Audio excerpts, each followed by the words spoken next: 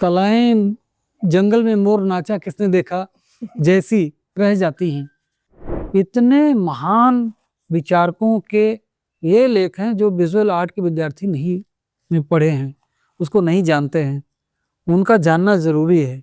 जब पतंग अपनी डोर से टूट जाती है तो किसी तार में उलझ के रह जाती है। तो आपकी लाइफ जर्नी इतनी सा लंबी रही, कभी बीच में ऐसा लगा कि बस अब छोड़ देना चाहिए? नहीं, कभी नहीं। ये तो अभी तो जर्नी हम शुरू मान ही नहीं रहे हैं, अभी तो लग रहा है कि जर्नी शुरू करनी है।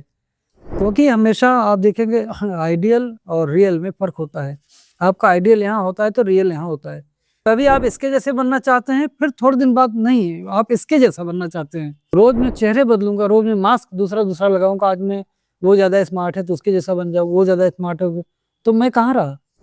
लेकिन सर आज हो रहा है ना, आज तो हो रहा है तो उनकी जर्नी वो छोटी सी है। वो देखेंगे जो ट्रेंड गाने होते हैं, जो आपको पान की दुकान पे और चाय की दुकान पे बजते हुए दिखते हैं, एक महीना बजते हैं फिर खत्म हो जाते हैं। आपके काम में कल्चर वर्सेस इंडिविजुअलिटी का बैलेंस आप कैसे रखते हैं? नहीं, इंडिविजुअलिटी तो हमारी उसी कल्चर से निकली है ना। लेकिन सर यूथ जो है अपनी संस्कृति छोड़ के आगे भागने में लगा हुआ है, जबकि उनको पता है कि दूसरे लोग इसी संस्कृति से आकर्षित हो रहे हैं। ये हमारी परवरिश का ही एक परिणाम हो सकता है कि दरे गैर पर क्यों जाएं भिखारी बनकर, दरे गैर पर क्यों जाएं भिखारी बनकर, जब अपने ही घर में हो खजाने फन पे। एक कौवा शब्द कहा जाए तो आप कौवे को किस तरह समझते हैं कि कभी श्राद्ध में वो आपका वो चढ़ाया हुआ भोजन खाता है, कभी वो आपके मुड़ेर पर बैठ के किसी आगंतुक के आने की सूचना देता है। आप तो सांप को भी दूध पिलाते हैं। सही बात। कौन सा देश पिलाएगा? आप अपने कल्चर को छोड़कर कुछ करना चाहेंगे तो आप कटी पतंग वाले हद में पहुंच जाएंगे। जॉनी जॉनी इस्तीफा गा रहा है तो हम उसको बकअप कर रहे हैं, उसको गिफ्ट दे रहे हैं। जब वो रघुपति राघव राजा राम गा रहा है तो नहीं कर रहे हैं, तो अपने आप वही हिंट दे रहे हैं कि तुम किधर जाओ। तो व्यक्ति ये चाहता है कि हमारा बुढ़ापा कैसे कटेगा, उनको जोड़ के रखना है, कमा के रखना है, और अपने परवरिश पर भी उनको भरोसा नहीं है कि हमारी अगली जनरेशन क्या करेगी। सर तो हमारे यहाँ ये लिखा गया है कि पूत कपूत तका धन संचय, पूत सपूत तका धन संचय। हाँ, अगर बिल्कुल लिखा गया है, बिल्कुल ये माना जाता है। लेकिन ये मानने वाले किताबों में और कहने में ही पर उपदेश कुशल बहु तेरे, जे आचरण ते नर न घनेरे। सर अगर एआई के बारे में बात करें, एआई अभी बहुत ज्यादा ट्रेंडिंग में है, तो एआई आर्ट या डिजिटल आर्ट आपको लगता है कि आर्टिस्ट को एम्पावर करेंगे या रिप्लेस करेंगे? उसके उपयोग पर है। जैसे आग घर जलाना भी जानती है, वह असावधानी बरतेंगे तो घर जला देगी, लेकिन उसी आग से आप खाना भी पका सकते हैं। लेकिन सर यूथ को कुछ नया, हमेशा नया चाहिए। वो नया तो है, आपका हर एक प्रश्न नया होता है। टैलेंट वर्सेस नेटवर्किंग, आज का सच क्या है? ये नेटवर्किंग तो सच है, हाँ, लेकिन उसको उचित तो नहीं कहेंगे। नहीं। ट्रेडिशनल इंस्पायर और रिस्ट्रिक्ट्स, ट्रेडिशनल को इग्नोर नहीं किया जा सकता। आर्ट फॉर पैशन या आर्ट फॉर मनी? मनी आवश्यकता हो सकती है, लेकिन पैशन के बगैर आर्ट होगी नहीं। आइडेंटिटी इम्पोर्टेंट है या इनोवेशन? इनोवेटिव व्यक्ति होगा तो आइडेंटिटी अपने आप बन जाएगी। आर्ट को समझना जरूरी है या वायरल होना जरूरी है? ये तो आपने पूछा ही कि वायरल अपने आप हो जाएंगे। तो क्या आनंदलाल बोस, आज भी अब्दुल रहमान चुटई ये कहने आ रहे हैं कि उनको वायरल करो, लेकिन कौन नहीं जानता उनको। सोशल मीडिया ने आर्टिस्ट को फ्रीडम दी है या एडिक्शन दी है? एडिक्शन काफी दिया है, लेकिन सोशल मीडिया का भी सार्थक और सकारात्मक उपयोग करके आप उसका फायदा ले सकते हैं। आर्ट स्टूडेंट या कंटेंट क्रिएटर, आज कौन सक्सेसफुल है? सक्सेसफुल किसको मानते हैं इस पर डिपेंड करता है। नमस्कार दोस्तों, वेलकम टू आर्टोपीडिया, जहां हर कला बोलती है, जहां हम बात करते हैं ऐसे आर्टिस्ट से जो कला केवल करते नहीं, जीते हैं।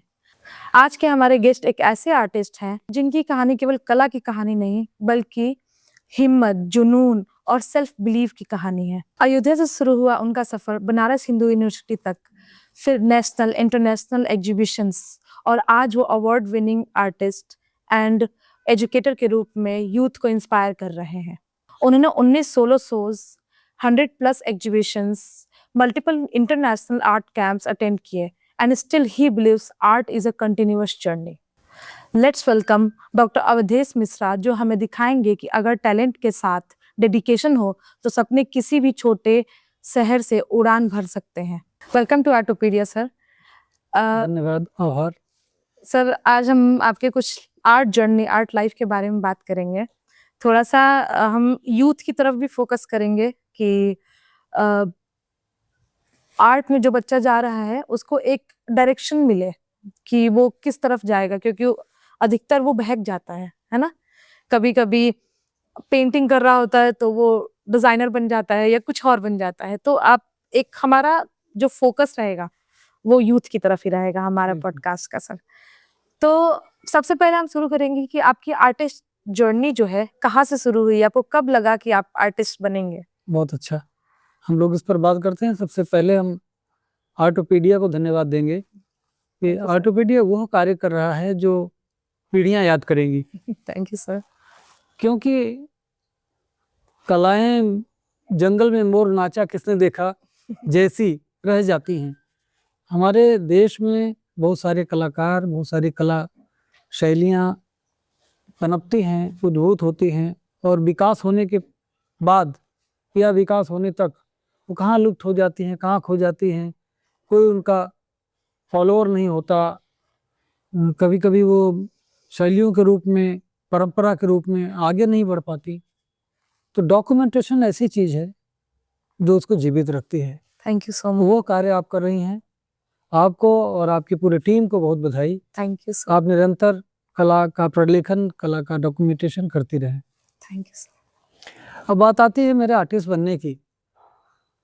मैं एक बहुत छोटे से गांव, अयोध्या जनपद के बहुत छोटा सा गांव मठ गोविंद का रहने वाला हूँ। शॉर्ट में उसको मठा बोला जाता है। वहाँ तो किसी को पता भी नहीं था कि आर्ट क्या होता है। दरअसल बीए, बीएससी, बीकॉम या अधिक से अधिक बीटेक और मेडिकल, इसके अलावा कोई नहीं जानता था मठा या आसपास के क्षेत्र में कि और भी कुछ करियर हो सकता है। हाँ, अध्यापक एक करियर था कि गांव-गांव में स्कूल होते थे, इंटरमीडिएट कॉलेजेस या कहीं कहीं जनपद में 1-2 डिग्री कॉलेजेस, तो एक थोड़ा सा स्कोप उधर रहता था और लोग जानते थे। अब आर्ट तो एक अलग चीज़ थी कि आर्ट में कोई करियर हो सकता है, आर्ट के सहारे पूरा जीवन बिताया जा सकता है, ऐसा वहाँ ना कोई बताने वाला था, ना कोई जानने वाला, ना कोई लिटरेचर, ना कोई मोटिवेटर। आज जैसा कुछ नहीं था। और मैं जिस ज़माने की बात कर रहा हूँ कि 1970 में मेरी पैदाइश है। उस समय से आप सोचेंगे कि इंटरनेट कब आया है। इंटरनेट हमें लगता है कि आम लोगों के हाथों में आया है 2000 के बाद। टेलीफोन्स बहुत पुराने टाइप के होते थे, वो भी किसी गांव या कई गांवों में किसी बहुत बड़े व्यक्ति के पास, जहाँ कोई ट्रंक कॉल आनी हो, देश विदेश से कोई फ़ोन आना हो, तो टाइम रहता था शनिवार या रविवार की सुबह आएगा, तो लोग इकट्ठा रहते थे। यानी कि कम्युनिकेशन का एकमात्र माध्यम था अखबार, वो भी गांव में सहज सुलभ नहीं था। सही बात है। हाँ, कुछ पत्रिकाएं कहीं मिल जाती थी, तो उसमें आर्ट पर कॉलम्स हुआ करते थे। आर्ट पर, लिटरेचर पर, नाट्यकर्मियों पर, संगीतकारों पर, जिनमें विजुअल आर्ट पर कम होता था। हाँ, विजुअल आर्ट कवर पे दिख जाता था, कवर या कभी कभी कोई चित्र अंदर प्लेट लगा दी गई, वो सब चीज़ें दिख जाती थी। पर जब तक बताया ना जाए छोटे से बच्चे को कि ये क्या है, वो तमाम प्रिंटेड मटेरियल की तरह उसको भी देख के आगे बढ़ जाता है, नहीं जान पाता है। तो हम लोगों को यह अभाव तो था कि घर में, किसान परिवार में, ये सब बताने वाला कोई नहीं। ना तो सुबह से उठिए तो एक रूटीन है कि जानवरों को खिलाना है, हल और बैल खेत ले जाना है, गाय भैंसों को चराने के लिए छोड़ना है, एक अलग टाइप का माहौल। और वही उद्देश्य भी कि हमारा जानवर कैसे स्वस्थ रहे, हमारे खेत कैसे हरे भरे रहें, दूसरों के खेतों से ज़्यादा फसल कैसे हो, ये अलग तरह की प्रतिस्पर्धा और रूटीन।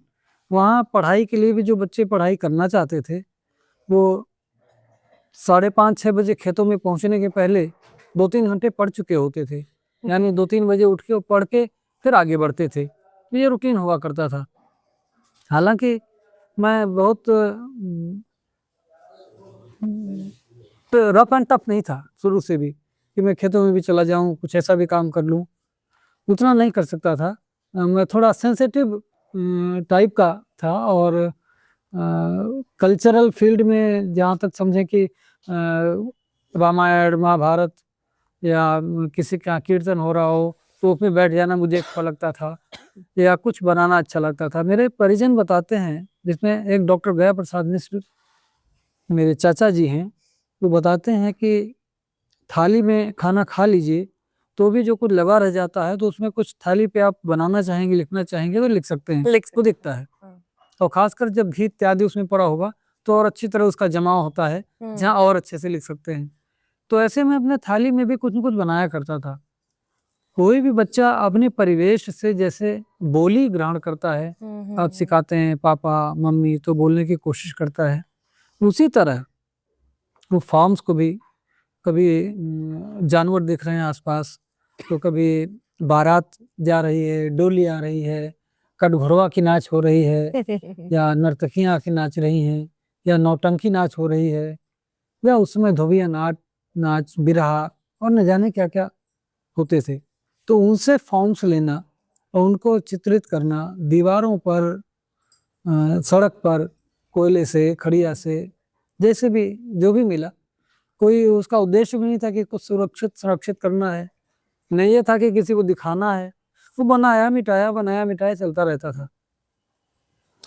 इसी तरह बचपन बिताकर जब स्कूलिंग की स्थिति बनी तो स्कूलिंग के लिए प्राथमिक विद्यालय भोया, यानी मेरे गांव का प्राइमरी पाठशाला, वहाँ पे कब मेरा नाम लिखा दिया गया, किस बच्चे के साथ में गया, क्या मेरा नाम, क्या जन्मतिथि लिख ली गई, वो तो पता भी नहीं बच्चे को। जाके पढ़ने लगा। प्रॉपर बहुत सारे कमरे नहीं होते थे वहाँ। वहाँ आम के पेड़ के नीचे, अलग अलग पेड़ों के नीचे अलग अलग क्लासेस लगती थी। तो गए, अपना बोरा लपेट के ले जाना था, बिछा के बैठ जाना था।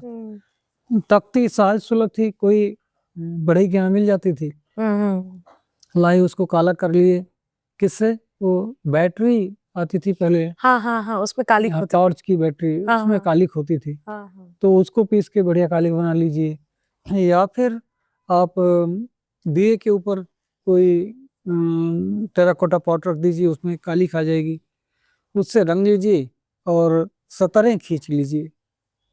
खड़िया मिट्टी में धागा भिगो के दोनों तरफ पकड़ के किसी ने ऊपर से उसको उठाया तो सतरें नीचे पड़ गई, समझ गए झटके से। ऐसे लाइंस बना लेना, उसको नकल और इमला लिखना, गिनतियां लिखना, ये काम चालू हो गया।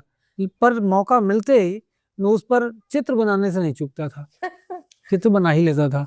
तो यह अभिरुचि मुझमें थी कि चित्र बनाना है, और चित्र मुझे अच्छा लगता था, ये भी प्रमाणित था। सही बात है।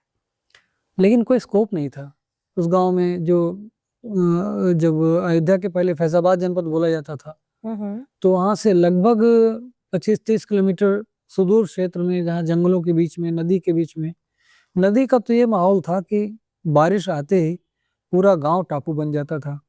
मेरे गांव से दाहिनी ओर तमसा नदी है, और सामने, गांव के सामने नाला है, और उत्तर तरफ भी तालाब था। केवल पश्चिम तरफ बचता था, लेकिन वो भी पानी के बढ़ने से वो टापू बन जाता था। नावों से हम लोग पार हुआ करते थे, ये सरकारी नावें आती थी। और कम पानी होने पर, जब स्कूल में कोई व्यवधान नहीं है, स्कूल खुल सकता है, ऐसे समय में कड़ाहे, जो गुड़ पकने वाला कड़ाहा होता है, उसी में बैठा के ढकेल दिया जाता था एक बच्चे को, और उधर कोई पकड़ लेता था दूसरी तरफ बहते हुए कड़ाही को। वहां से उठा के बच्चा बाहर हो गया, फिर वहां से कड़ाहा ढकेल दिया गया, यहाँ पकड़ लिया किसी ने, ऐसे बच्चे पार हो जाते थे। ओ भाई। तो ऐसे स्कूलिंग का सिस्टम चला। कक्षा 5 पास होने के बाद वहाँ एक रिवाज है, कोई निर्देश कोई जानता नहीं है कि क्या पढ़ना है, कहाँ पढ़ना है। उस बगिया की पढ़ाई के बाद जय किसान इंटरमीडिएट कॉलेज अरवत में सभी जाते हैं, तो बच्चा कक्षा 5 के बाद टीसी पकड़ता है, उधर चला जाता है। मैं भी चला गया। हाँ, मेरा मन पढ़ाई में बहुत नहीं लगता था। गाना बजाना हो, नाटक करना हो, या कुछ इस तरह का सांस्कृतिक कार्यक्रम हो, वहाँ मन लगता था। तो वहाँ भी मैं अपना चित्र बनाता रहा, लिखता पढ़ता रहा। कुछ लोगों ने सजेस्ट किया कि कॉलेज ऑफ आर्ट लखनऊ है, लेकिन बस वो बात आई गई हो गई, मुझे मालूम नहीं था। अच्छा, लखनऊ में है भी, तो लखनऊ में जाके कहाँ रहेंगे, क्या करेंगे, कौन मेरा एडमिशन कराएगा, बहुत सारे प्रश्न थे। ऐसे इंटरमीडिएट भी किया। इंटरमीडिएट के बाद लोग साकेत डिग्री कॉलेज अयोध्या जाते हैं, हम भी निरुद्देश्य यहाँ से टीसी लिए और वहाँ नाम लिखाए, वहाँ जाने लगे। पैसेंजर ट्रेन पर साइकिल रख ली जाती थी और कॉलेज के सामने गाड़ी रुकती थी, चेन पुलिंग बच्चे कर देते थे या नहीं किए तो स्टेशन पर रुक गई, वहाँ साइकिल से चले आए अपने कॉलेज, अटेंडेंस लगाई। फिर शाम को गाड़ी आएगी, ट्रेन के पैसेंजर ट्रेन शाम को मिलेगी, तब तक क्या करेंगे, तो साइकिल लेके फैजाबाद शहर की ओर मुड़ लेते थे। घूमते घूमते वहाँ एक दिन देखा कि नंद कला विद्यालय है। ओह, अंदर संकोच करते करते गया तो पता चला नंदलाल पांडे जी वहाँ बैठे हैं, एकदम रविन्द्रनाथ टैगोर स्टाइल में, पूरा दाढ़ी वाड़ी रखे, बड़े बड़े बाल। और पता चला कि वहाँ वो बॉम्बे आर्ट की क्लासेस चलाते हैं। हालांकि मेरा तो बॉम्बे आर्ट करने का कोई उद्देश्य नहीं था, पर उनके पास जाने पता चला कि वो 62 के पास आउट हैं कॉलेज ऑफ आर्ट से। अच्छा। और बद्री बाबू के पहले बैच के स्टूडेंट हैं। बड़ा अच्छा लगा। तो उन्होंने कुछ चीज़ें बताई कि कैसे स्केचिंग करें, कैसे ड्राइंग करें और कैसे तैयारी करके हम कॉलेज ऑफ आर्ट में जाएं, इतना उन्होंने बता दिया। ये अच्छी बात है। अब कॉलेज तक कैसे पहुंचूं? वहाँ मेरे एक रिश्तेदार चाचा जी हैं, श्री राम अनुज तिवारी, वो भी लगभग उसी टाइम के पास आउट, लेकिन वो एएमटी किए हुए थे और वहीं फैजाबाद जिले में टीचर थे। मोती नगर मसौदा। तो उन्होंने मुझे ये हेल्प की कि वो टीचर्स लीडर थे, एक बार फैजाबाद किसी लखनऊ किसी मीटिंग से आए, तो मैंने उनसे तय किया हुआ था, उनको मैं हजरतगंज में मिला और वो मुझे कॉलेज ऑफ आर्ट ले गए। वहाँ प्रोफेसर भैरवनाथ शुक्ल जी से मिलाए। उस समय वो आर्ट मास्टर ट्रेनिंग में टीचर थे। उन्होंने कुछ चीज़ें बताई और मेरा एडमिशन हो गया, एएमटी में हुआ। ओह।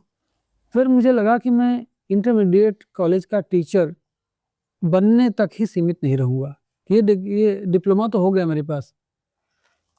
फिर मैं जामिया मिलिया और बनारस हिंदू यूनिवर्सिटी ट्राई करने लगा कि एएमटी के बाद मुझे बीएफए करने को मिल जाए। अपने कॉलेज में इसलिए नहीं मिल सकता था कि यहाँ एज लिमिट थी। ओह। यहाँ तब तक 10+5 था। हाँ। और बीएचयू में या दिल्ली आर्ट्स कॉलेज में या जामिया में वहाँ 12+4 हो चुका था। अच्छा। तो जहाँ जहाँ 12+4 था वहाँ एज लिमिट 22 हो गई थी। ओके। और नहीं तो जहाँ 10+5 था वहाँ 20 ही थी। ऐसे में मेरे पास 2 ऑप्शन बचे थे, जामिया मिलिया और बीएचयू। और संयोग से मैंने दोनों जगह अप्लाई किया और दोनों जगह हो गया। लेकिन बीएचयू जाना घर वालों ने प्रेफर किया, वो हमारे तरफ का पड़ता है। हाँ। तो मैं बीएचयू चला गया।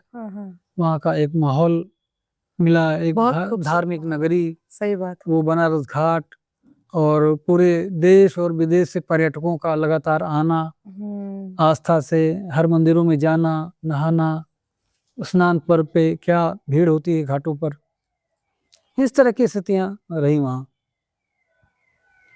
और जहाँ तक बीएचयू फैकल्टी की बात थी, तो एक कॉलेज में साकेत डिग्री कॉलेज से हिंदी लिटरेचर सोशियोलॉजी में पढ़ाई कर चुका था। लखनऊ आर्ट कॉलेज से आर्ट मास्टर ट्रेनिंग कर चुका था। लखनऊ आर्ट कॉलेज में उस समय रणवीर सिंह बिष्ट जी रिटायर हुए थे, लेकिन बद्री साहब थे और नित्यानंद महापात्र जी थे। तो इन दोनों का सानिध्य मिलना, भैरवनाथ जी थे ही, उनके साथ एक जो हमारे कला के संस्कार मुझे मिले और कला क्षेत्र के बारे में जानने को मिला, वो बहुत कुछ मेरा बेस बना दिया। यहाँ से जाने के बाद बीएचयू मुझे बहुत आसान लगने लगा और संयोग से वहाँ रघुवीर सेन धीर, श्यामल दास गुप्ता, और हालांकि दिनेश प्रताप सिंह जी के साथ हमारा कोई परिचय नहीं हो पाया और नहीं थे तब। ऐसे 2-3 अध्यापक ऐसे थे। कुसुम दास जी थी, कुसुम दास जी भी यहीं की प्रोडक्ट थी। ऐसे 3-4 अध्यापकों का लखनऊ का मिल जाना, जो वहाँ पोस्टेड है, वहाँ नौकरी कर रहे हैं, वो मेरे लिए घर जैसा हो गया, क्योंकि हम सबकी बातें कॉमन होती थी।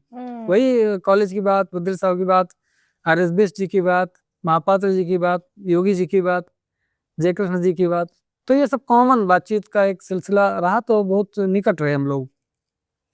बीचू अच्छा लगने लगा, और मैं घाट पे रीवा कोठी हॉस्टल में रहकर पढ़ाई करना पसंद किया, न कि कैंपस में रहकर।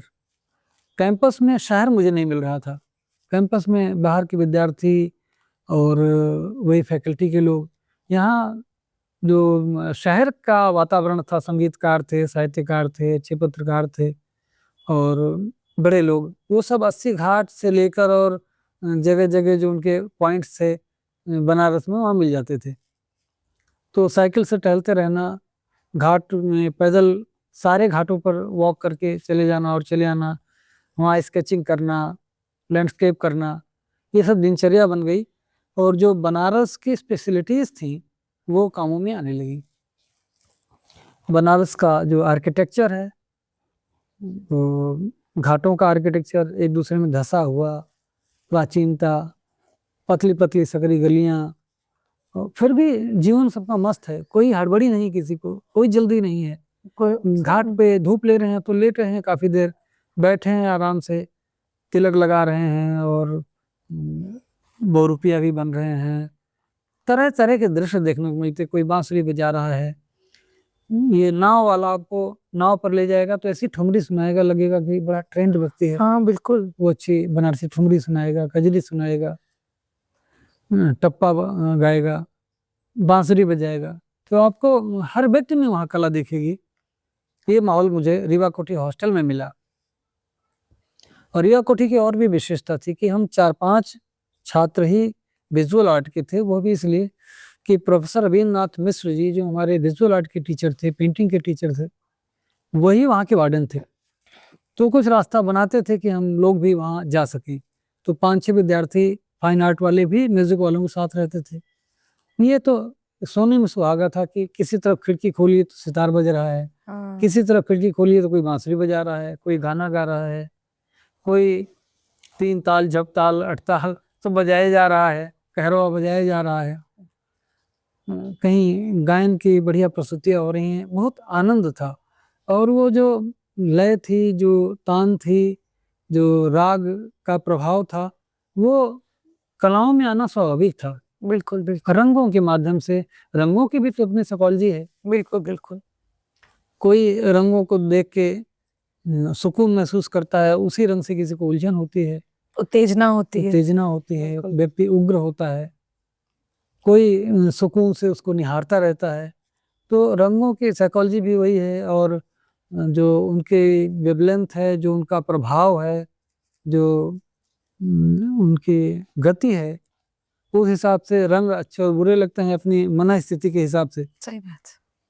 जब आप दुखी होते हैं तो आपको ढोल नगाड़ा अच्छा नहीं लगता है, नहीं नहीं, वो लगता है क्या शोर मच रहा है, क्या शोर मच रहा है। हाँ। और जब आप उत्साह के मूड में होते हैं, किसी शादी बारात में होते हैं तो खुद ही झूम रहे होते हैं, और उसी तरह के फास्ट म्यूजिक भी लगी होती है, सही बात, उसी तरह की तालियां होती हैं। तो ये सारे चीजें समझ में आने लगी, विद्वज्जनों के साथ उठना बैठना अच्छा लगने लगा, और वो कला पर धीरे धीरे असर आता गया। BHU में तो बैचलर और मास्टर्स कर पाया था, डॉक्टरेट कर ही रहा था, तभी मुझे राज्य ललित कला अकादमी उत्तर प्रदेश में सहायक सचिव कम प्रदर्शनी अधिकारी बना दिया गया। कुछ दिन तक यहाँ कार्य किया, और मुझे लगता भी था कि ये मेरे लिए बड़ी उपयुक्त जगह है, क्योंकि मेरा टेस्ट है चित्रण करना, डॉक्यूमेंटेशन करना, पत्र पत्रिकाएं निकालना और रिसर्च करना, उसके लिए अच्छी जगह है।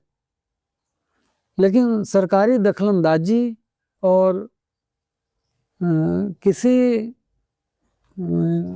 बदलती हुई राजनीतिक व्यवस्था के हिसाब से चीज़ों का बदलना, ये सब मुझे लगता था कि उसके उद्देश्य में बाधा डाल रहे थे। तो मुझे किसी को बदलने की ज़रूरत नहीं है, मैं किसी को कुछ नहीं कह रहा हूँ, मैं चुपचाप अलग तो हो सकता हूँ। मैं चुपचाप वहाँ से अलग हो गया। तो वो नौकरी छोड़कर मैं इंटरमीडिएट कॉलेज की नौकरी, जो कमीशन से मेरा सिलेक्शन हो चुका था और बहुत दिन से उसको अवॉइड कर रहा था, वो ज्वाइन कर लिया। और हजरतगंज लखनऊ में लखनऊ मॉन्टेसरी इंटरमीडिएट कॉलेज है, जो दुर्गा देवी बोहरा जो क्रांतिकारी थी, भगवती चरण बोहरा की पत्नी, जो भगत सिंह को लाहौर से अपना हस्बैंड बना के, अपना पति बना के नाटक करते हुए कलकत्ता तक पहुंची थी, उनको बचाकर लेकर गई थी। शचीन्द्र उनका बच्चा गोदी में था। अंग्रेज बन के तीनों चले गए थे, हैट वेट लगाए बाकायदे अंग्रेज बने। तो उनका विद्यालय था। उन्होंने कहा जब आज़ादी मिल गई तो आज़ादी के बाद हमारी वैचारिक आज़ादी के लिए पढ़ना लिखना ज़रूरी है, पढ़ने लिखने के लिए हमको स्कूल खोलना ज़रूरी है। तो वो किसी राजनीतिक पद लेने के बजाय, जो ले सकती थी, उन्होंने छोड़कर लखनऊ में एक 5 बच्चों को लेकर एक स्कूल खोल दिया, Lucknow Montessori intermediate college. Lucknow Montessori school नाम जाना जाता था, LMS। तो वो मुझे जब मिल गया तो मेरे लिए ऐतिहासिक दृष्टि से भी उसका एक महत्व था, और हजरतगंज में था, और मुझे काम करने की बड़ी सुविधा मिली वहाँ। मुझे फ्री कर दिया गया कि आप अपना काम कर सकते हैं। तो 8 से 1 बजे तक कॉलेज आवर को छोड़कर 1 बजे से 5 बजे 6 बजे तक मैं काम करता रहा अपने स्टूडियो में। वो मेरे लिए सबसे अच्छी जगह थी, सबसे अच्छा समय था। जब अभी नौकरी की शुरुआत है, 3 साल बस ललित कला अकेडमी में बिताया था। उसके बाद तो मुझे LMS मिल गया। LMS का खाली 2 लाख स्क्वायर फीट की खाली जगह, जहाँ मैं अकेला चुपचाप पेंटिंग कर रहा हूँ। हरी भरी घासें हैं। वहीं मेरा बच्चा भी पला है, अमल, जो अभी दिल्ली में BA ऑनर्स कर रहा है। इसी सेशन में 2025-26 में फाइनल होगा। उसकी 2 किताबें भी आई हैं, देखना अवकाश को और उत्तर प्रदेश कल, आज और कल। अरे वाह! तो ये जब लामार्टिनियर में पढ़ता था तो इसको सुबह छोड़कर मैं अपने विद्यालय आ जाता था और लाकर 1 बजे उसको वहीं सुला देता था। वो आराम से कुर्सी पर सोना और उठ के नाश्ता पानी करके, खा के, फिर फुटबॉल लेकर ग्राउंड में खेलना। और अक्सर बैडमिंटन पे मैं उसके साथ कोर्ट में जाके हम लोग एक्सरसाइज भी कर लेते थे, फिर आके पेंटिंग करने लगते थे। 7 बजा तो घर की ओर। तो इस तरह का हमारा लखनऊ मॉन्टेसरी में चलता रहा। वहीं रह के मैंने 12 सोलो शोज़ किए, और माध्यमिक शिक्षा में नौकरी करते हुए ही मैं इंग्लैंड गया। गिरीश कर्नाड ने मुझे वहाँ बुलाया। मेरी एक इंडियन आर्टिस्ट की बहुत अच्छी प्रदर्शनी की, और चौथे अंक, कला दीर्घा का चौथा अंक उन्होंने और D Jasper Attlee, British high commissioner ने रिलीज किया। अरे वाह! कला दीर्घा की भी एक स्टोरी रही कि मैं चाहता था राज्य ललित कला अकेडमी का जर्नल, जो कला त्रैमासिक था, उसका संपादन मैं करूं, और मैंने उसको रिवाइव भी किया, जो सन 75 से 85 तक चलकर बंद हो गया था। तो 85 से 2000 तक 15 साल जो बंद पड़ा जर्नल था कला त्रैमासिक, उसको 2000 में मैंने फिर से निकाला। लेकिन 2000 में आते आते मेरी स्थितियां ऐसी लग रही थी कि मैं यहाँ बहुत दिन रुकूंगा नहीं। मैंने मन बना लिया था। तो वहाँ रहते हुए मैंने कला दीर्घा international journal of visual arts स्थापित कर दिया था, लॉन्च कर दिया था। वो उसके अक्टूबर 2000 में रिलीज होने के बाद 2001 में जनवरी में रिजाइन किया।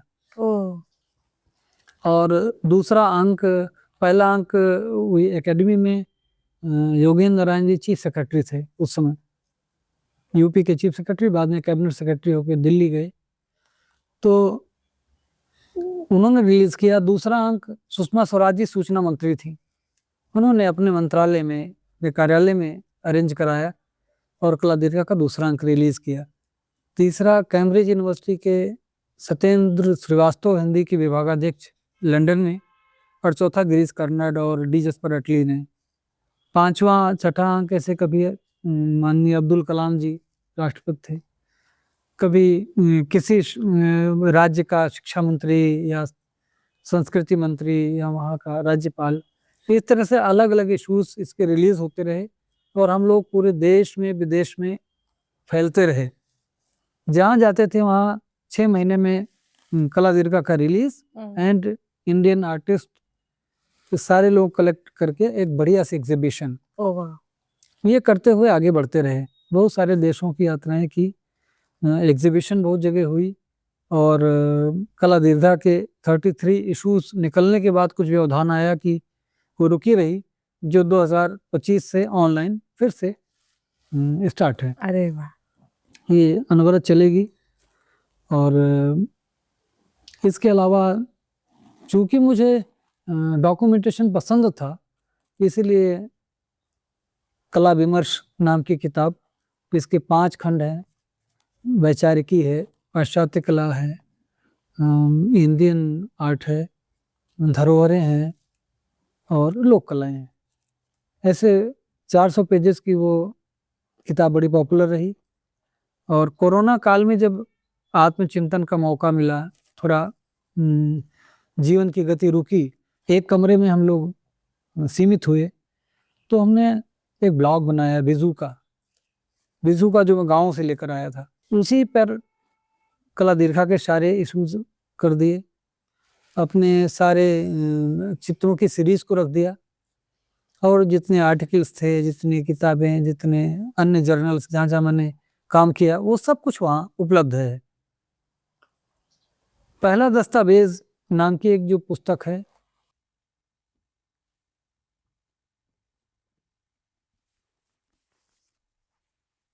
ये तो कला विमर्श है, बहुत पॉपुलर पुस्तक रही। और पहला दस्तावेज ये कोरोना काल की देन है।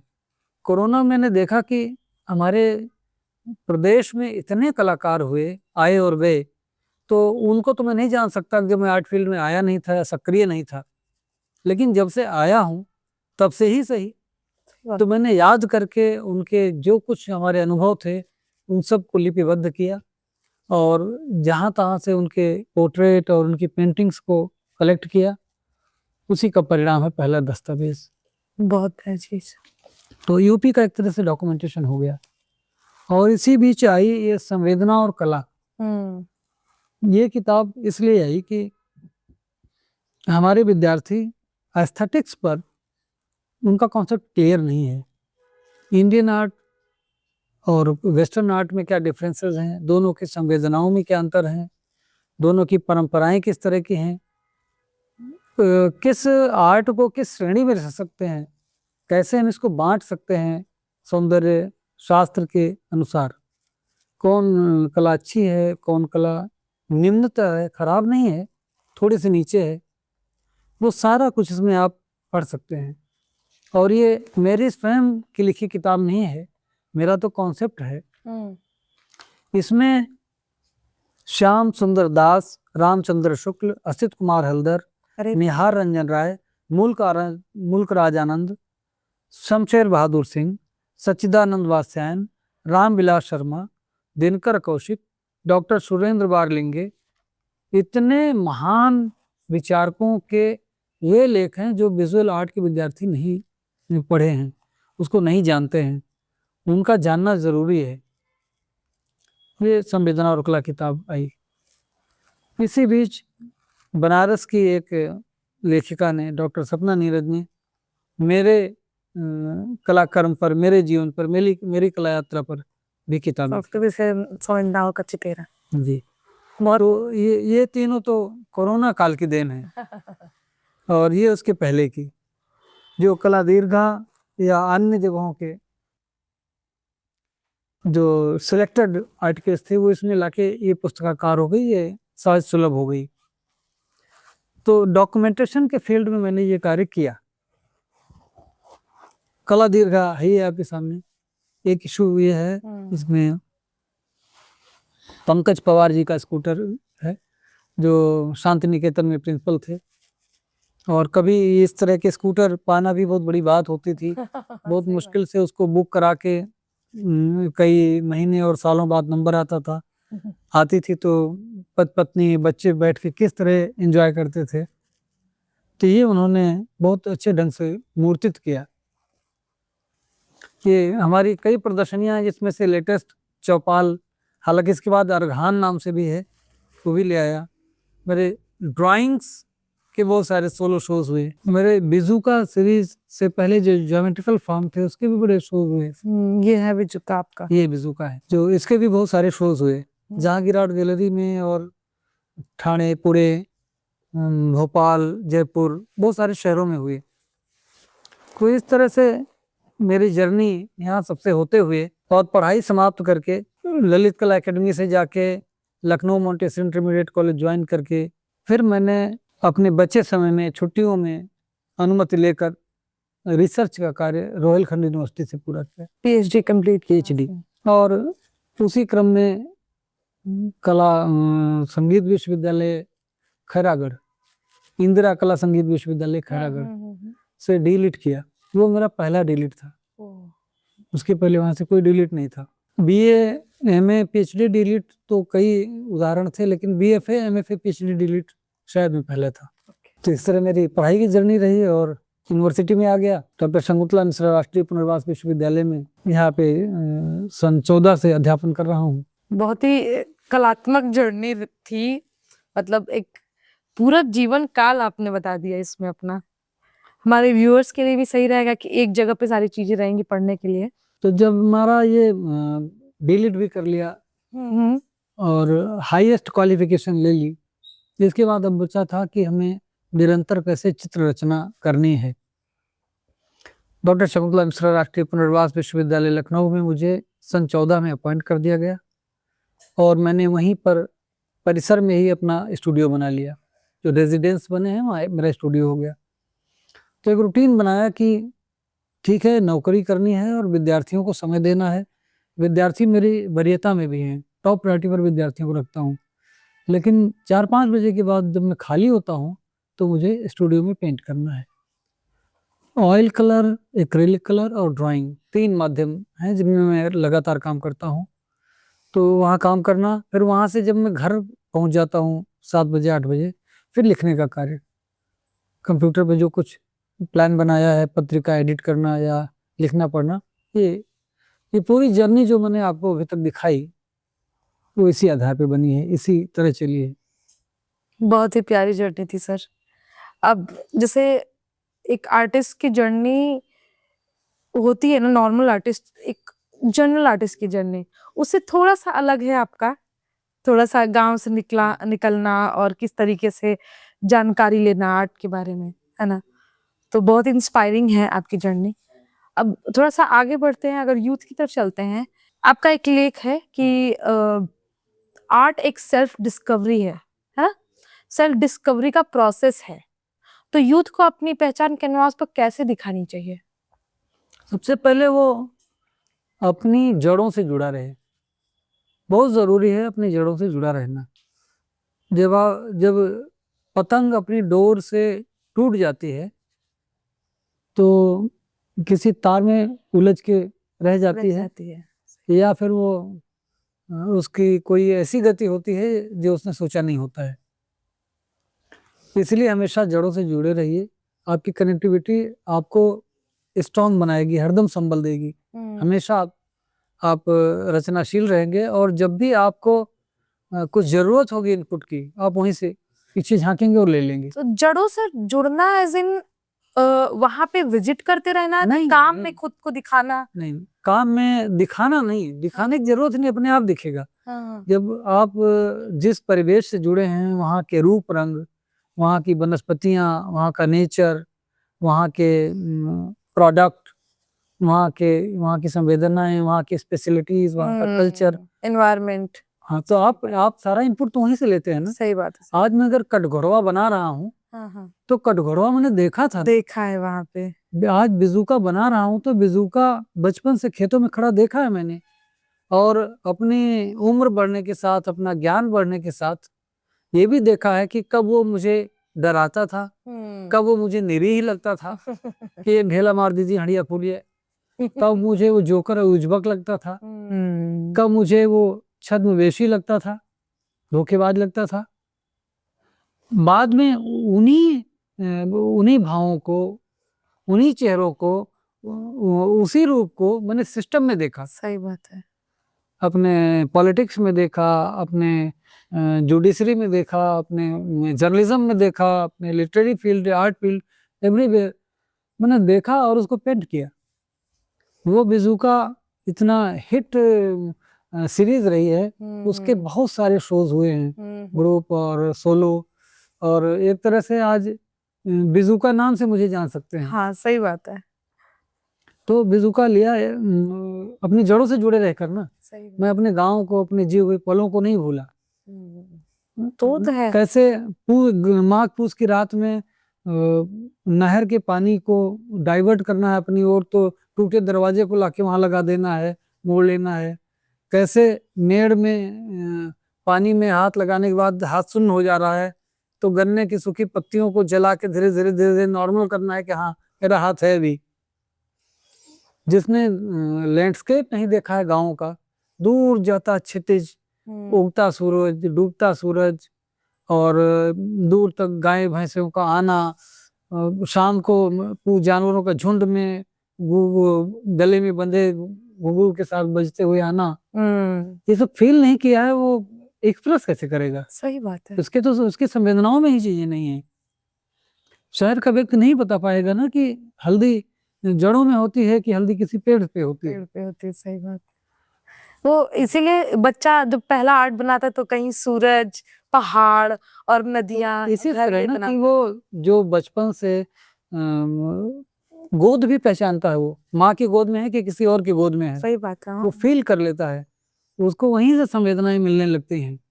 तो गांव में जितनी चीजें या जिस भी परिवेश में व्यक्ति पला, जितनी चीजें उसने अर्न की हैं, जितने इनपुट्स मिले हैं, वो संवेदनाओं के रूप में उसके अवचेतन मन में बैठे हैं। बिल्कुल, तो जब मौका मिलता है, जब जो फील्ड पकड़ता है, उसी में वो निकालने लगता है। सही बात है।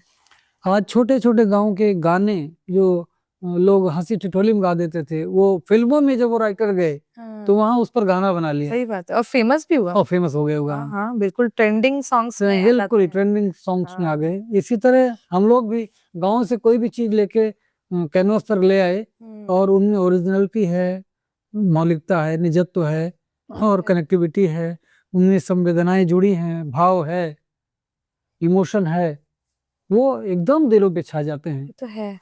जैसे बचपन का आपका जो एक्सपीरियंस है, वो अच्छा हो या बुरा हो, वो आपको एक पहचान दिलाता है। जैसे गणेश पाइन का हम काम देखते हैं अगर, तो उनका थोड़ा सा डरावना ही रहा बचपन, लेकिन उनका जो पेंटिंग है वो थोड़े से हॉरर से दिखते हैं, लेकिन बहुत फेमस हुए। फेमस है वो, उन लेकिन डेप्थ बहुत है। हाँ, बहुत ज्यादा। एक परत दर परत चले जाते रहने वाली स्थितियां बनती हैं उनकी।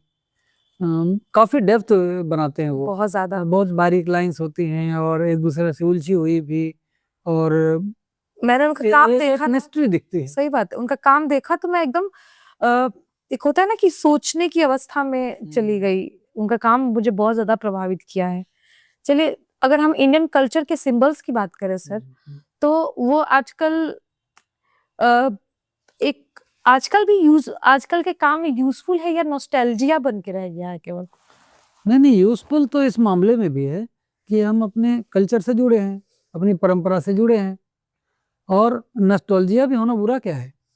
सही बात है। हम अगर हमेशा अतीत को झांक रहे हैं, हम अपने पीछे पलट के देख रहे हैं, हम सिंहावलोकन कर रहे हैं, तो उसमें बुराई क्या है?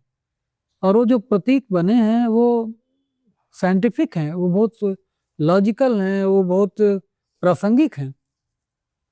हमें लगता है कि उनको जीवन में साथ रखने से हम पॉजिटिव बने रहते हैं। सही बात। उन सिंबल्स को यूज करने में तो कोई बुराई नहीं है। नहीं, हाँ, आप एक्सप्रेशन हमारा अपना होगा, हमारी अपनी शैली होगी, हमारे अपने माध्यम होंगे, तो वो काम तो मेरा होगा। सेल्फ मेड आर्टिस्ट की बात करते जब, तो उनका एक लाइफ का टर्निंग पॉइंट आपके हिसाब से क्या हो सकता है? सेल्फ टॉट आर्टिस्ट हो सकता है, अच्छा हो सकता है, लेकिन चूंकि ग्रामर नहीं जान रहा होता है वो, हाँ, उसकी कलाकृतियां हरदम अनगढ़ जैसी दिखेंगी। तो उस अनगढ़ता में जाएंगे तो बहुत बार प्रश्न उठता है कि आर्ट है कि या नहीं है। ऐसे तो बहुत सारे लोग करते हैं। क्या गांव में बैठा व्यक्ति जो आर्ट बनाने के पर्पज से आर्ट नहीं बना रहा है, वैसे ही कुछ कर रहा है, सभी चीजों को आर्ट मान लीजिए। तो आपकी लाइफ जर्नी इतनी सर लंबी रही, कभी बीच में ऐसा लगा कि बस अब छोड़ देना चाहिए? नहीं, कभी नहीं। ये तो अभी तो जर्नी हम शुरू मान ही नहीं रहे हैं। अभी तो लग रहा है कि जर्नी शुरू करनी है। कंटिन्यूअस अभी शुरू करने के पहले की जो तैयारी होती है वो चल रही है। अभी तो शुरू ही नहीं है। सफर में रहना ही मेरा जीवन है। मुझे मंजिल पर नहीं पहुंचना है, मंजिल की तरफ बढ़ते रहना है, चलते रहना है। क्योंकि हमेशा आप देखेंगे आइडियल और रियल में फर्क होता है। आपका आइडियल यहाँ होता है तो रियल यहाँ होता है। लेकिन काम करते करते कुछ देर बाद रियल यहाँ पहुंच जाता है, फिर आपका आइडियल चेंज जाता है। सही बात। कभी आप इसके जैसे बनना चाहते हैं, फिर थोड़े दिन बाद नहीं, आप इसके जैसा बनना चाहते हैं। तो यही तो जीवन है। आप आइडियल के पीछे भागते रहते हैं रियल के साथ, और पहुंच गए तो आपकी यात्रा खत्म हो गई। सही। ना पहुंचे वो बेहतर है। आप चलते रहें, पथ में रहें, पथिक बने रहें। आज के यूथ को जब ट्रेडिशनल चीजें दिखाई जाती तो वो ओल्ड स्कूल, एक उन्होंने एक नाम दे रखा है ओल्ड स्कूल। तो इस सोच को कैसे बदला जाए? नहीं, ओल्ड कुछ नहीं है। हमने तो पहले कहा कि वो धान है ना, हाँ। धान का छिलका निकाल दीजिए, उसके बाद वो कुछ भी प्रोड्यूस नहीं कर सकता। उसने अपना कवच छोड़ दिया जिस दिन, उस दिन वो सड़ जाएगा। और जब तक कवच में है उसको डाल देंगे, वो फिर 15 धान, 20 धान, 50 धान लेके निकलेगा। फिर वो 15 धान लेके निकलेंगे। वो चेन बनी रहेगी। हम अपने कवच को, अपने सांस्कृतिक कवच को नहीं छोड़े, वही बेहतर है। उसको पकड़ के चलेंगे, हमारी आइडेंटिटी बनी रहेगी। इंटरनेट पे जो फेमस आर्टिस्ट है ना, उसको ले ले तो वो अपने हिसाब से काम करता है। कभी कभी अपने हिसाब काम को ना एल्गोरिदम के हिसाब से चेंज कर देता है ना, कि इंटरनेट उसका कौन सा काम ज्यादा पसंद कर रही है। नहीं, जब तक मैं अपने जैसा बना रहूंगा तभी तक मेरी आइडेंटिटी है। सही बात है। रोज मैं चेहरे बदलूंगा, रोज मैं मास्क दूसरा लगाऊंगा। आज मैं, वो ज्यादा स्मार्ट है तो उसके जैसा बन जाऊं, वो ज्यादा स्मार्ट है तो मैं कहाँ रहा। लेकिन सर आज हो रहा है ना, आज तो हो रहा है तो उनकी जर्नी वो छोटी सी है। आप देखेंगे जो ट्रेंड गाने होते हैं, जो आपको पान की दुकान पे और चाय की दुकान पे बजते हुए दिखते हैं, 1 महीना बजते हैं फिर खत्म हो जाते हैं। लेकिन जो पुराने गाने आज भी आप झूम उठते हैं गा के, सही बात है, तो उनकी बराबरी कहाँ कर पाते हैं। अगर वो हम लोग एवरग्रीन बोलते हैं, एवरग्रीन बोलते हैं, कालजयी बोलते हैं। तो अगर हम अपने चेहरे रोज बदलते रहेंगे लोगों को देखकर, आज उसको अवार्ड मिल गया इसलिए मैं ऐसा करने लगूं, कल उसको ये सम्मान मिल गया या ये कीमत मिल गई बाजार में इसलिए मैं करता रहूं, तो वो उचित नहीं है। फिर अपने में नहीं है, मेरा कोई निजत तो नहीं है। कलाएं निजत्व के साथ ही ठीक है। आपके काम में कल्चर वर्सेस इंडिविजुअलिटी का बैलेंस आप कैसे रखते हैं? नहीं, इंडिविजुअलिटी तो हमारी उसी कल्चर से निकली है ना। मैं तो वहीं का प्रोडक्ट हूँ। सही बात। उसी कल्चर का प्रोडक्ट हूँ, तो दोनों में कोई भेद नहीं है। एक कल्चर तो एक माँ की तरह हो गया, जिसके बहुत सारे बच्चे हो गए, तो बहुत सारी इंडिविजुअलिटी हो गई। लेकिन कल्चर तो वही है, कल्चर एक है। और कल्चर के कितने आयाम हो सकते हैं, कितने रंग हो सकते हैं, उनमें कितने अंतर्गुंफित धागे हो सकते हैं, ये आप कह नहीं सकते। सही बात है। तो उसमें से कितने इंडिविजुअल निकल जाएंगे, तो हम तो उसी के पार्ट हैं। हमारे में तो कोई भेद नहीं है। ग्लोबल आर्ट मार्केट में इंडियन आर्ट को वैल्यू करते हैं या एक्सोटिसाइज करते हैं? इंडियन आर्ट के जो कहें कि जो माँ है, यानी हमारी कल्चर है, वो बहुत रंगीन है और आध्यात्म से, भाव से, इनर फीलिंग से जुड़ी हुई है। तो उसमें जो अभिव्यक्ति होती है वो सबसे ऊपर है, हर किसी के लिए आकर्षण है, हर कोई इधर देख रहा होता है। इवन बहुत सारे लोग हैं जो विकसित देशों के, वो अपॉर्चुनिटी खोजते हैं कि मुझे इंडिया में कुछ रहने को मिले, तो आते हैं, यहाँ रहते हैं, यहाँ के कल्चर से साक्षात्कार करते हैं, एकाकार होते हैं, और बहुत सारे यहीं रह जाते हैं, फिर वापस जाते ही नहीं है। तो वो आकर्षण किसका है? हमारे संस्कृति का है। हाँ। लेकिन सर यूथ जो है अपनी संस्कृति छोड़ के आगे भागने में लगा हुआ है, जबकि उनको पता है कि दूसरे लोग इसी संस्कृति से आकर्षित हो रहे हैं। ये हमारी परवरिश का ही एक परिणाम हो सकता है।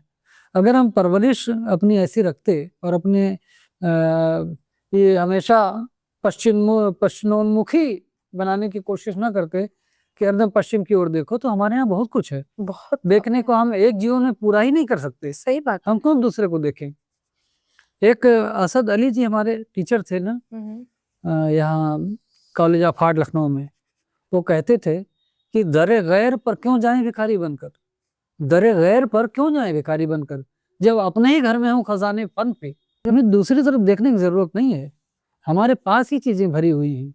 तो आपके हिसाब से एक आर्टिस्ट अगर अपनी कल्चरल आइडेंटिटी खो दे तो उसका आर्ट कंप्लीट नहीं होता? नहीं, फिर वो तो रोज इंटरनेट खोलेगा, आज इनकी तरह बना लिया, कल उनकी तरह बना लिया, तो वो तो कहीं नहीं पहुंचेगा। Copied work. दरअसल एक कौवा शब्द कहा जाए तो आप कौवे को किस तरह समझते हैं कि कभी श्राद्ध में वो आपका वो चढ़ाया हुआ भोजन खाता है, कभी वो आपके मुड़ेर पर बैठ के किसी आगंतुक के आने की सूचना देता है। कितने गाने बने होंगे, कोयल पर कितने गाने बने होंगे, कितनी ठुमरी कजरी और कितने साहित्य लिखे गए होंगे। तो आप कोयल छोड़कर आप पेंगुइन बनाने लगे, जिसको आपने देखा नहीं है, चित्रों में देखा है, तो आप रिलेटेड चीजों को कैसे जानेंगी? आप तो यहाँ फील कर रही हैं, आपके लिए तो गौ माता है, लेकिन ये तो दूसरी जगह के कल्चर में नहीं होगा ना।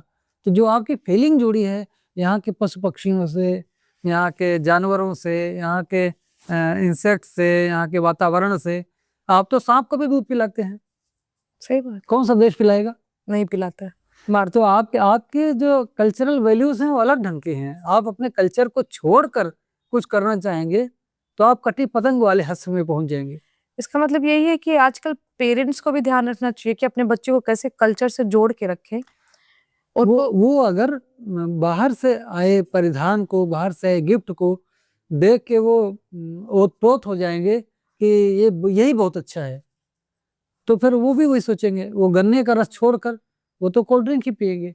हो ही रहा है सर, हो रहा है। जो हमारे फलों के रस पीने के बजाय, गन्ने का रस पीने के बजाय हम खरीद के लाएंगे वो केमिकल मिले हुए पेय को पिएंगे, तो फिर वो पश्चिम की ओर ही देखेंगे। बिल्कुल, और हो भी रहा है, यही चल ही रहा है। हमारे स्वदेशी जो प्रोडक्ट है और जो हमारा कल्चर है, ये इतना सघन है, इतना घना है और इतना परतों में लिपटा हुआ है कि जितने नीचे जाएंगे, जितने अंदर जाएंगे, हम आह्लादित होते रहेंगे। बिल्कुल।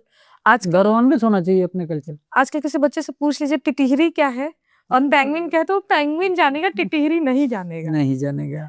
तो वो पेरेंट्स पे ही वो करता है कि वो बताते, वो पेंगुइन बताए और टिटिहरी बताए कि क्या है। तो इसीलिए तो हमको अपने कल्चर से जुड़ के ही सारे एक्सप्रेशन को उसके अंदर ही रखना है। बिल्कुल बिल्कुल। हम बाहर क्यों जाएं, हम जिसको जानते नहीं हैं। आजकल के आर्टिस्ट का एक ये भी है कि पहले जैसे हम पुराने आर्टिस्ट को पढ़े जो वायरल नहीं हुए, लेकिन उनका काम आज तक हमें सिखाता है ना। लेकिन आजकल यूथ को लगता है कि वायरल हो जाए बस, ठीक है। एक माइंडफुल काम क्या होता है उन्हें नहीं पता है, तो उस पर आप क्या कहना चाहेंगे? फिर ये परवरिश है ना, हम प्रमोट कर रहे हैं। जब वो जॉनी जॉनी यस पापा गा रहा है तो हम उसको बकअप कर रहे हैं, उसको गिफ्ट दे रहे हैं। जब वो रघुपति राघव राजा राम गा रहा है तो नहीं कर रहे हैं, तो अपने आप वही हिंट दे रहे हैं कि तुम किधर जाओ, तुम किधर जाओ। सही बात। हम तो उसको स्वयं ही रास्ता दिखा रहे हैं। वैसा क्यों करें? यहाँ देखो, यहाँ पहले यहाँ क्या है, हमारे कबीर क्या कह गए, रैदास क्या कह गए, तुलसीदास क्या कह गए, हमारे संत कवि क्या कह गए, आज के साहित्यकार क्या कह गए। आप को नारायण को नहीं पढ़ रहे हैं, आप नावर सिंह को नहीं पढ़ रहे हैं, बात है। अब विद्यानिवास जी को नहीं पढ़ रहे हैं, केशव मलिक जी को नहीं पढ़ रहे हैं, बिल्कुल। हमारे वात्स्यायन को नहीं पढ़ रहे हैं, वासुदेव अग्रवाल को नहीं पढ़ रहे हैं। सही बात है। बचपन में हम, जैसे मेरा बचपन जो रहा, मेरे माँ बाप ने अंग्रेजी और हिंदी दोनों के पोएम्स पढ़ाए है ना। जैसे इंग्लिश के जॉनी जॉनी यस पापा, तो हिंदी के उठो लाल जब आंखें खोलो ये भी पढ़ाया। हाँ, लेकिन आजकल के बच्चे उठो लाल अब आंखें खोलो तो भूल रहे हैं, और जॉनी जॉनी यस पापा अभी भी रट रहे हैं वो। तो ये तो हम ही सिखा रहे हैं ना अपने बच्चे को। हाँ सही बात। हाँ ठीक है, हम किसी भाषा को जानने से परहेज नहीं है, वो तो जाने ही, जरूरी है जानना, क्योंकि वो एक सीमा। मैंने कला दीर्घा जर्नल मैंने जो निकाला था इसको इसलिए हिंदी और इंग्लिश किया कि हिंदी भाषियों को आर्ट लिटरेचर मिल जाए, वहाँ ही काम आ जाए, और केवल हिंदी प्रांत में न रह जाए, इसलिए आधा इंग्लिश भी है कि बाहर भी चली जाए। अब क्या हुआ कि हिंदी और विजुअल एक स्वयं में लैंग्वेज है, तो हिंदी और विजुअल या इंग्लिश और विजुअल 2/3 तो सबके मतलब की हो गई, और जो हिंदी इंग्लिश दोनों जान रहा है उसके लिए टोटल 100% मतलब की हो गई। सही। इसलिए इसका सर्कुलेशन वर्ल्ड वाइड हुआ, पूरे विश्व में गई, हर जगह सराही गई। मैं कला दीर्घा, हाँ, सही मैं बात। किसी देश वो नहीं याद आ रहा, किसी देश में बात कर रहा था आर्टिस्ट कैंप के लिए कि आपको इनवाइट करना है। मैं आर्टिस्ट से बात कर रहा हूँ और उसकी वाइफ अलमीरा से कला दीर्घा निकाल के उसी वीडियो पर दिखा रही है। वो मेरे लिए किसी पुरस्कार और सम्मान से कम नहीं था। सही भाई मैंने बोला कि मैं कला दीर्घा का एडिटर बोल रहा हूँ, तो कला दीर्घा अलमीरा से निकाल के लाके दिखा दी, तो उस देश में वो रखी है उस आर्टिस्ट के पास। हाँ, लेकिन हमारा इंडियन जो आर्ट फिलोसोफर्स हैं या इंडियन आर्टिस्ट हैं, वो इन चीजों का महत्व नहीं समझ पाते हैं जितना हमारे बाहर जो के लोग समझते न जाने कितने दार्शनिक और सौंदर्य शास्त्री हैं हमारे देश में, जो हमारे सिलेबस में नहीं पढ़ाए जाते। नहीं पढ़ा जाता, सिलेबस के अलावा व्यक्ति नौकरी पाने के बाद पढ़ता नहीं है, वो वहीं पे रुक जाता है। क्योंकि यहाँ पढ़ाई का उद्देश्य ही बना दिया गया नौकरी। पढ़ाई मतलब नौकरी। अभी भी हम लोगों को बड़े बुजुर्ग कहा करते थे कि नौकरी तो आप करते हैं, सिर्फ पढ़ते लिखते रहते हैं, फिर क्यों व्यस्त हैं? तो उनको बताना पड़ता है कि ये जो नौकरी है ये मेरे लिए साधन है, ये साध्य नहीं है। नौकरी तो इसलिए कर रहे हैं कि हमारा रोजमर्रा का खर्च चल जाए। मुझे करना वो है जो करना था, जो सोचकर हम चले थे, वही आज भी करना है, तो वही नौकरी से अवकाश प्राप्त करने के बाद भी करना है। लेकिन सर मुझे लगता है कि ये जो बीच में हमारा इंडिया की स्थिति ऐसी रहेगी भारत की कि बाहर के इन्वेडर्स जो भी है, आतंकी हमले, उससे हमारी जीविका सर्वोपरि हो गई। तो मुझे लगता है इसकी वजह से ना हमारे पेरेंटिंग पे बहुत ज्यादा असर आया, और पेरेंट्स आज भी जो अच्छे जगह पे पहुंच गए हैं, अच्छा कमा रहे हैं, वो भी जीविका को ही लेके चलते हैं, बच्चे को वही पढ़ाते हैं जिससे उसकी जीविका अच्छी हो। वो कुछ अलग बातें हैं, जैसे सोशल सिक्योरिटी इस देश में नहीं है। हाँ, तो व्यक्ति ये चाहता है कि हमारा बुढ़ापा कैसे कटेगा, उनको जोड़ के रखना है, कमा के रखना है, और अपने परवरिश पर भी उनको भरोसा नहीं है कि हमारी अगली जनरेशन क्या करेगी, उनको पता नहीं है, वो आश्वस्त नहीं है। तो ये हो अपनी क्षमता भर हो सकता है कि बेटे के लिए भी जोड़ के रखते हैं, और उसके आगे भी अगर उनका बस चलता है तो पोते के लिए भी जोड़ के रखते हैं, वो कुछ नहीं करेगा तो ये कर लेगा। अगर सोशल सिक्योरिटी होती कि हमको अपनी लाइफ जी लेनी है, बेटे की लाइफ सिक्योर है, बेटी की लाइफ सिक्योर है, वो अपना कर लेंगे, सरकारें साथ देंगी, समाज साथ देगा, तो ये स्थिति नहीं आती। सर तो हमारे यहाँ ये लिखा गया है कि पूत कपूत तका धन संचय, पूत सपूत तका धन संचय। हाँ, अगर बिल्कुल बिल्कुल लिखा गया है, बिल्कुल ये माना जाता है, लेकिन ये मानने वाले किताबों में और कहने में ही पर उपदेश कुशल बहु तेरे, जे आचरण ते नर न घनेरे। सही बात। तो वो अपने आचरण में लाने वाले ज्यादा लोग नहीं है, वो बात करने वाली बात है। हर कोई अपनी नौकरी में दाएं बाएं कुछ इकट्ठा कर पाता है तो कर ही लेता है, सही बात है, निसंकोच कर लेता है, इसलिए भी कि फलाना तो कर रहा है तो हम तो ना करें। देखा देखी भी बहुत है। सर अगर एआई के बारे में बात करें, एआई अभी बहुत ज्यादा ट्रेंडिंग में है, तो एआई आर्ट या डिजिटल आर्ट आपको लगता है कि आर्टिस्ट को एम्पावर करेंगे या रिप्लेस करेंगे? उसके उपयोग पर है, जैसे आग घर जलाना भी जानती है, असावधानी बरतेंगे तो घर जला देगी, लेकिन उसी आग से आप खाना भी पका सकते हैं, उसी आग से रोशनी भी कर सकते हैं। तो आप एआई का उपयोग कैसे कर रहे हैं? आप ये देखें कि एआई वही कर सकता है जो डेटा आपने उसको दे दिया है, जो डेटा दिया ही नहीं है वो नहीं कर सकता, तो फीलिंग कहाँ से लाएगा? वो तो डेटाबेस काम कर रहा है, तो वो तो हमारे पर आश्रित है। कैमरा आने के बाद लोग ये समझ रहे थे कि आर्ट खत्म हो जाएगी, अब तो अच्छा पोर्ट्रेट कैमरा बना देगा, तो पोर्ट्रेट आर्टिस्ट की क्या जरूरत है? लेकिन जो स्ट्रोक वो लगाता है, जो फीलिंग वो लाता है, जितने कलर्स वो डाल सकता है, कैमरा नहीं डालेगा। तो इन कलर्स का, इन स्ट्रोक्स का जो आनंद है, जो कम्युनिकेटिव पावर है, जो कम्युनिकेट कर रहा है, संप्रेषित कर रहा है दर्शक को, वो कैमरा नहीं कर पाएगा। अगर बात करें लोकल आर्ट की, तो लोकल आर्ट ग्लोबल आर्ट कैसे बन सकता है विदाउट लूजिंग? लोकल आर्ट का मतलब ये है कि जो हमारे बाप दादा परंपराओं में करते आ रहे हैं या लोक में प्रसारित है, लोक में व्याप्त है, उसी को आप लोकल आर्ट कर रहे हैं। उन सारी चीजों को लेकर तो हम पेंटिंग में आ सकते हैं उन एलिमेंट को, तो अपने आप ग्लोबल हो गई। आप तमाम लोक कलाओं को देखेंगे, आज बिहार की मधुबनी है, मिथिला है, इनके सारे फॉर्म तो आ रहे हैं समकालीन कला में। समकालीन कला में जो भी आप एक्सप्रेस कर रहे हैं उनमें उन फॉर्म्स को यूज करिए। यही तो कनेक्टिविटी है, यही तो मैं कह रहा हूँ ना कि अपनी स्थानीयता को मत छोड़िए। बस लेकिन सर यूथ को कुछ नया, हमेशा नया चाहिए। वो नया तो है, आपका हर एक्सप्रेशन नया होता है। हम अपनी पेंटिंग क्या दोबारा बना सकते हैं जो एक बार बना दी? नहीं, कभी नहीं। तो नया नहीं है। तो ये सवाल है हमारे दृष्टिकोण बनाने का कि हम अपने संतानों का दृष्टिकोण कैसे बना रहे हैं, उनको क्या दिखा रहे हैं, उनको क्या नजरिया दे रहे हैं। अगर हम उनको वो नजरिया देंगे कि हमारे घर में ही खजाने भरे हैं, हमारे अपने ही चीजें गौरवान्वित होने के लिए काफी हैं, तो दूसरी तरफ नहीं देखेंगे, वो बाहर के ब्रांड की तरफ नहीं देखेंगे। वो हो तब हम अपना एक रिचनेस दिखा सकते हैं, अपनी स्टैंडर्ड दिखा सकते हैं।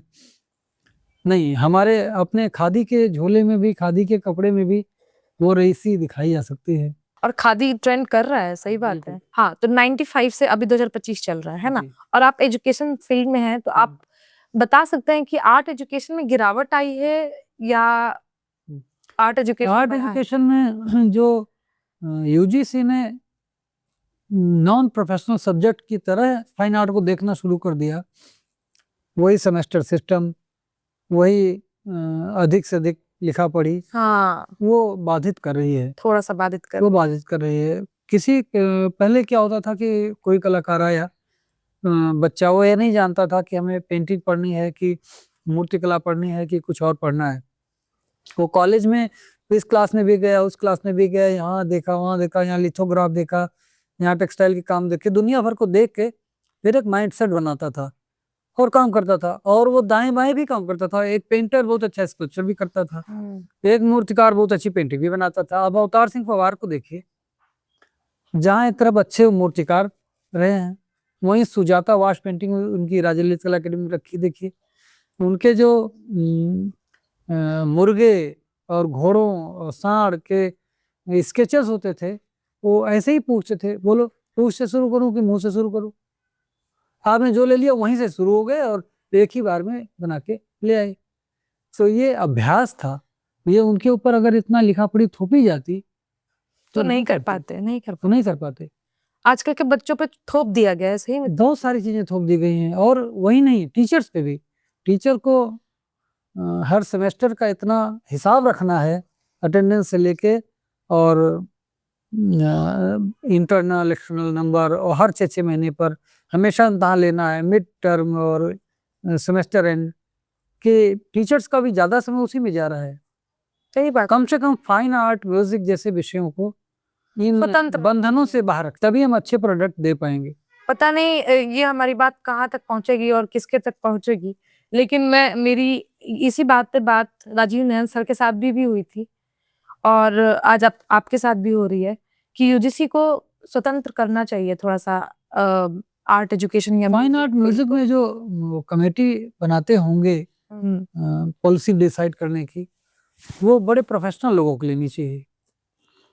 प्रोफेशनल लोग वहाँ होंगे तो उनका दृष्टिकोण अलग होगा कि आर्ट एजुकेशन कैसा हो। वो नॉन आर्टिस्ट डिसाइड कर रहे हैं कि आर्ट फील्ड कैसी होगी जी, इसीलिए ऐसी होती जा रही है ना।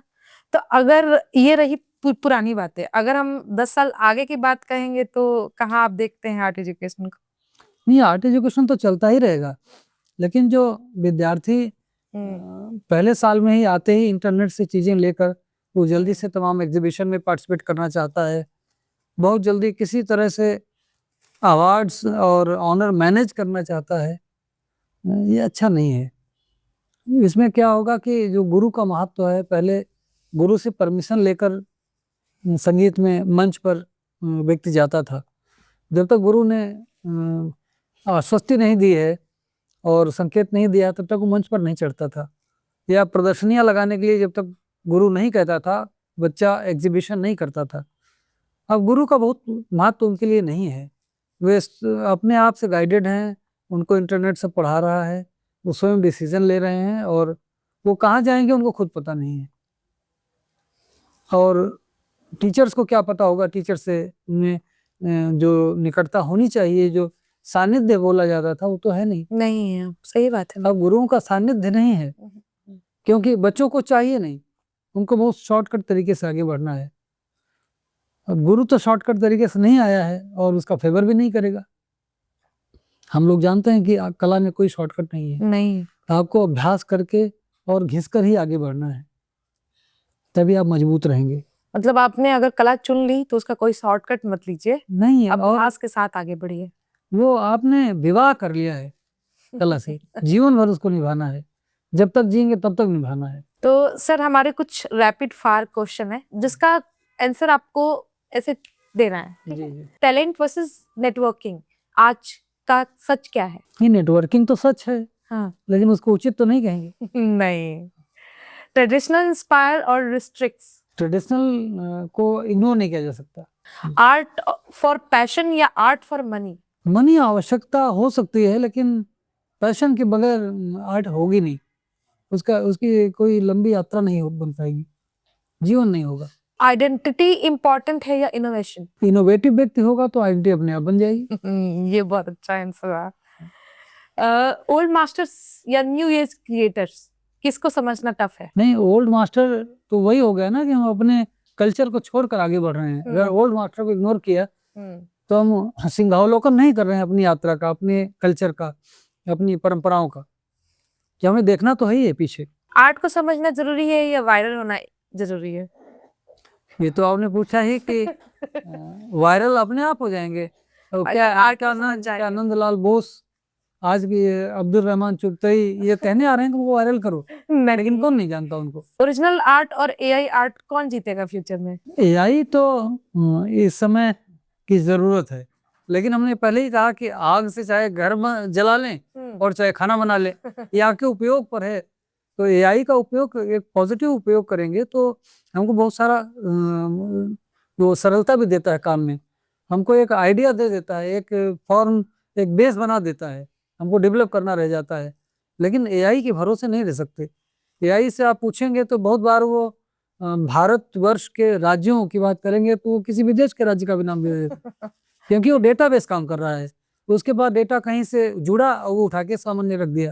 अगर आप ज्ञानी नहीं है, आप अनुभवी नहीं है, आप में योग्यता नहीं है, तो आप हास्यास्पद स्थिति में पहुंच जाते हैं एआई के सहारे। इसलिए अपनी नॉलेज रखना ही पड़ेगा। सोशल मीडिया ने आर्टिस्ट को फ्रीडम दी है या एडिक्शन दी है? एडिक्शन काफी दिया है, लेकिन सोशल मीडिया का भी सार्थक और सकारात्मक उपयोग करके आप उसका फायदा ले सकते हैं। आर्ट स्टूडेंट या कंटेंट क्रिएटर, आज कौन सक्सेसफुल है? सक्सेसफुल किसको मानते हैं इस पर डिपेंड करता है। सही बात। कोई आनंद को सक्सेस मानता है और कोई दिन भर कमाते रहने और भागते रहने को आनंद मानता है।